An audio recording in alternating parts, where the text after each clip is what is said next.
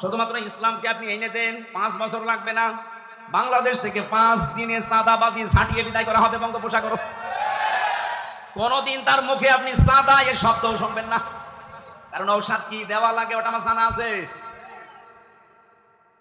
পৃথিবীতে যত বড় অপরাধ আল্লাহ তত বড় শাস্তি দিয়েছেন। দেখবেন জেনা করে যদি বিবাহিতা যারা, তাদেরকে পাথর মেরে মেরে ফেলা লাগবে। যদি একটা করে দেখেন এই নাটোরের পুরুষ যারা, তাদের স্বপ্ন দোষ বন্ধ হয়ে যাবে। জেনা করা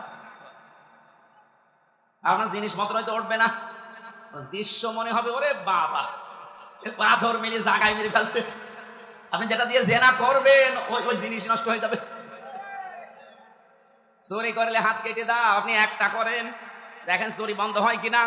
কারণ আল্লাহ পাক ভালো করে জানে যে ঔষধ দেওয়া লাগে কোন জায়গায়।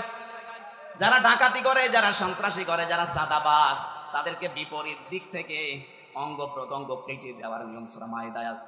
একটা কেটে দেন, আপনাদের নাটোরের কেন্দ্রীয় মসজিদের সামনে অথবা জজকোর্টের সামনে নিয়ে এই নাটোরে আর কিয়ামতের আগে সাদাবাজি হবে না। এটা সম্ভব এবং আমরা পারবো ইনশাআল্লাহ।